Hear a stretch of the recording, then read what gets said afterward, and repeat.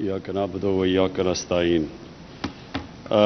जाम साहब, आपने अभी बात की कि पहले वाले जो आए वज़ीर आज़म या मुल्क के सरबराह, तो उन्होंने वो तवज्जो बलूचिस्तान को नहीं दी जो देनी चाहिए थी।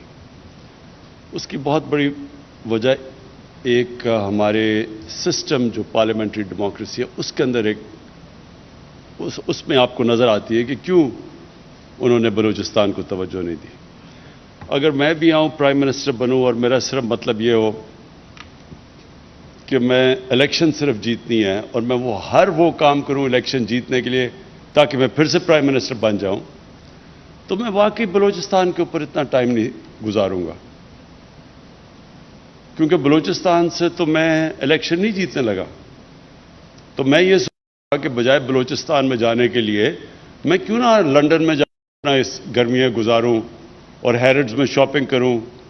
तो मैं जो इतनी मेहनत से मैंने करप्शन का पैसा बनाया होगा वो मैं वहाँ खर्च करूं, बजाय मैं यहाँ के बलूचिस्तान में आपकी टाइम स्पेंड करूं।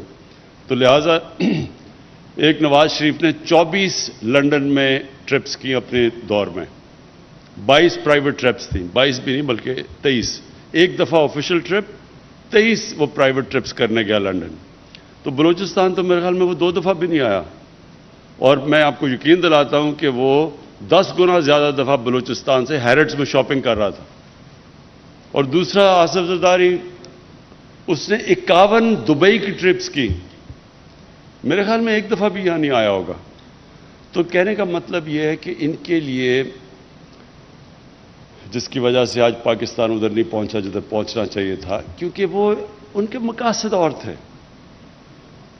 अगर कोई पाकिस्तान का सोचेगा वो जरूर बलूचिस्तान का सोचेगा। अगर वो कोई इलेक्शन का सोचेगा, अगर वो इलेक्शन का सोचेगा तो वो सोचेगा कि फैसलाबाद डिवीजन, सिर्फ फैसलाबाद डिवीजन में बलूचिस्तान से ज़्यादा नेशनल असेंबली की सीट्स हैं, तो वो वहीं तवज्जो दे दे, वो पास भी है। तो ये हमारी बदकिस्मती से जिस तरह हमारा मुल्क इवॉल्व किया है, ये बहुत बड़ी हमारी, अगर आप देखें कि हमारे इलाके पीछे हैं। अब फाटा सारा कबायली इलाके के अंदर, जिस तरह बलूचिस्तान की ह्यूमन डेवलपमेंट इंडेक्स, मीनिंग कि कितना इंसानों के ऊपर पैसा खर्च किया गया, तो आप देखेंगे ये सारे इलाके पीछे रह गए। नॉर्दर्न एरियाज हमारे, उधर किसी ने तवज्जो नहीं दी, क्योंकि उधर से भी इलेक्शन किसी ने नहीं जीतना था। तो वो सिर्फ उन एरियाज को देखते थे, वो कैलकुलेट करते थे कि 5 साल में मैं ये इलाके, इधर मैं पैसा खर्च करूँ, इधर से मैं जीतूंगा, फिर वापस वज़ीर आज़म बन जाऊँ। तो हमारी बड़ी बदकिस्मती है। लेकिन ये रियलाइज़ नहीं करते कि अगर वो सारे पाकिस्तान के ऊपर तवज्जो देते तो वो शायद अभी भी वज़ीर आज़म बने रहते, क्योंकि मुल्क सारा इकट्ठा मुल्क उठता है। ये नहीं होता कि एक छोटा सा इलाका उठ जाए और बाकी मुल्क पीछे रह जाए। मुल्क, कौमें तरक्की इस तरह करती हैं कि वो हर कौम, मसलन बलूचिस्तान में कोई एडवांटेज है, यहाँ के आपकी मदनियात सबसे ज़्यादा हैं। पंजाब में गंदम है, वो ब्रेड बास्केट है। कराची, सिंध जो है, कराची हमारा फाइनेंशियल कैपिटल है। नॉर्दर्न एरियाज वो टूरिज़म के लिए, और फिर पख्तूनख्वा में टूरिज़म। तो हर इलाके की मुख्तलिफ चीज़ें होती हैं। तो मुल्क कैसे आगे बढ़ता है? जब सारा मुल्क मिल के मुख्तलिफ जो एडवांटेजेस मुख्तलिफ इलाकों के होती हैं वो सब मिला के मुल्क ऊपर उठ जाता है। तो जब आप तवज्जो नहीं देते मुल्क की तरफ, तो आप छोटे थोड़े इलाके आप पैसा खर्च कर देते हैं, वो थोड़ा आगे जाते हैं, लेकिन मुल्क आगे नहीं जाता। तो बलूचिस्तान, मैंने हमेशा ये सोचा था कि अल्लाह ने जब मौका दिया, हम बलूचिस्तान के ऊपर इसलिए तवज्जो देंगे कि बलूचिस्तान जब उठेगा, जब बलूचिस्तान में अमन होगा, जब बलूचिस्तान के लोग ये समझेंगे कि हमारा भी पाकिस्तान है, ये पाकिस्तान, इसके लिए हमें भी लड़ मरना चाहिए, क्योंकि ये पाकिस्तान हमारा भी सोचता है, हमारी बुनियादी ज़रूरियात का ये पाकिस्तान सोचता है, हमारी मुश्किलों का ये सोचता है। तो तब बलूचिस्तान के लोगों को कभी फिक्र नहीं हमें होनी चाहिए थी कि इंसर्जेंट्स आ गए हैं या ये जो तहरीक में लगे हुए हैं। میں ویسے سوچ رہا ہوں ان سے بھی بات کرنے کا کہ یہ ہو سکتا ہے کہ ان کو پرانے زمانے میں رنجے ہوں اور استعمال بھی ہوں دوسرے ملکوں سے، ہندوستان ان کو استعمال کرے انتشار پھیلانے کے لیے، لیکن اب تو وہ نہیں ہے حالات۔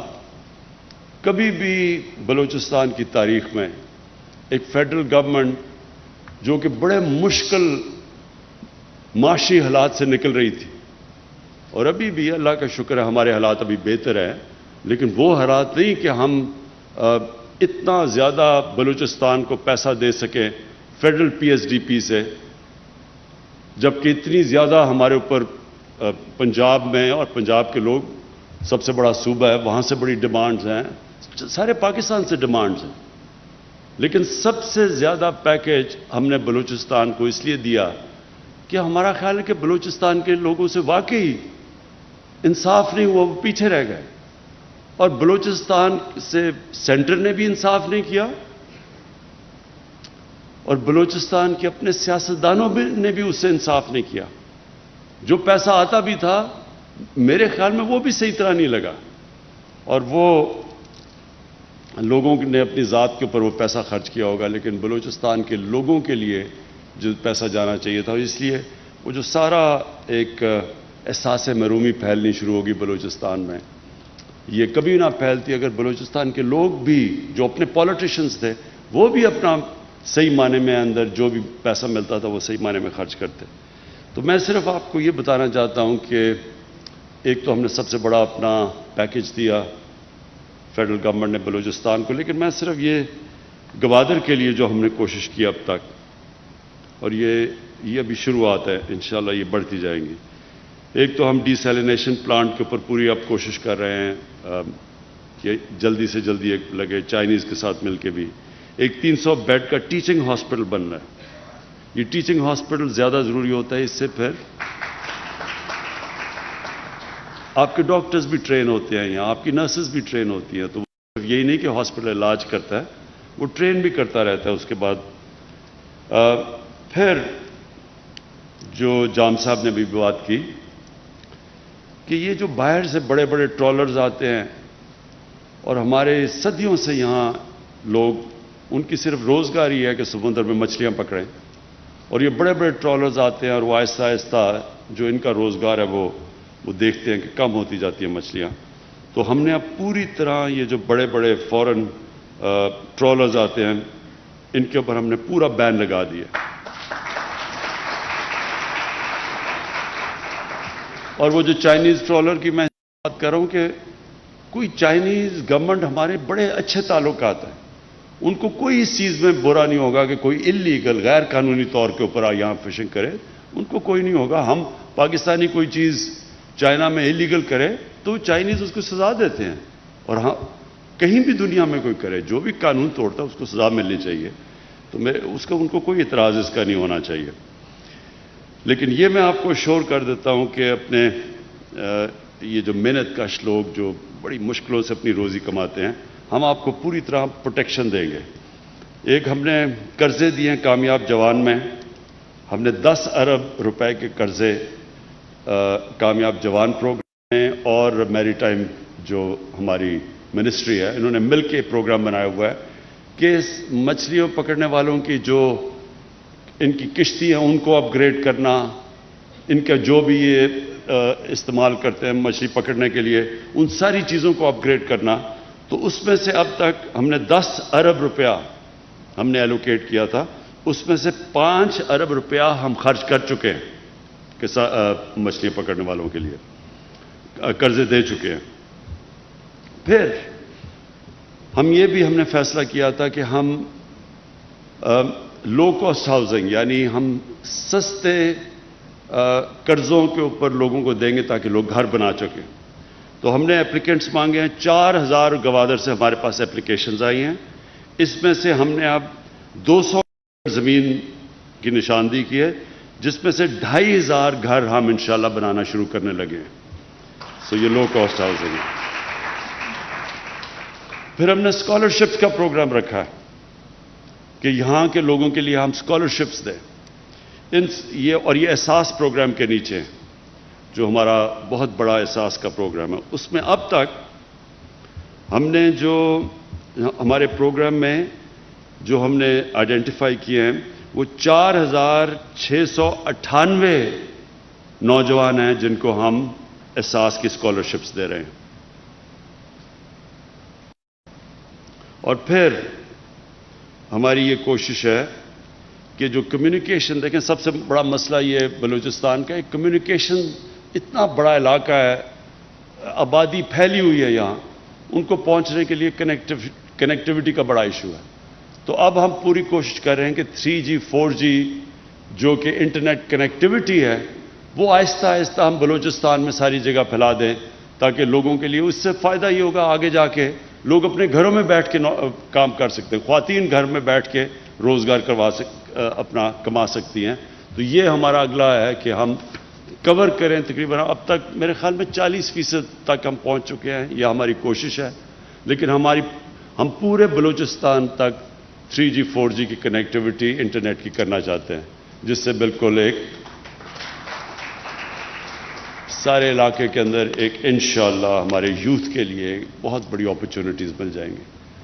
میں آخر میں آپ سب کو ایک چیز پھر سے اس چیز کا احساس دلوانا چاہتا ہوں کہ ہماری گورنمنٹ ہر سال ہمارا انشاءاللہ ہماری اکانومی جیسے جیسے اٹھ رہی ہے، ہماری آمدنی جیسے جیسے بڑھ رہی ہے، ہم بلوچستان کے لیے، میں جام صاحب آپ کو بھی اشور کرتا ہوں کہ ہم بلوچستان کے لیے ہر سال اپنی کنٹریبیوشن بڑھاتے جائیں گے. اور اس لیے بڑھاتے جائیں گے کہ ہم یہ سمجھتے ہیں کہ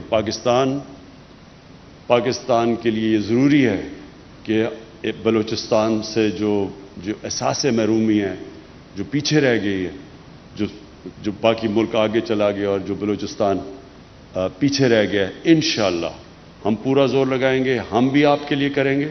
اور دوسرا یہ جو سی پیک ہے، یہ اصل میں سب سے زیادہ فائدہ سی پیک کا بلوچستان کو ہے.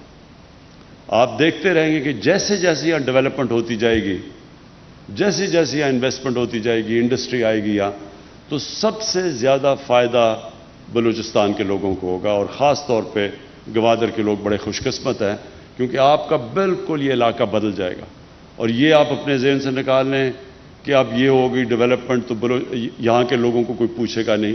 کیونکہ یہ لوگ ہمیں کہتے ہیں سوئی گیس جب نکلی تو وہ جو علاقے میں لوگ تھے ان کے اوپر تو کسی نے کوئی انویسٹمنٹ کی نہیں، وہ ساری پاکستان میں وہاں سے گیس نکل کے سارے پاکستان میں گئی، لیکن وہاں مقامی لوگوں کو تو بہت کم فائدہ ہوا.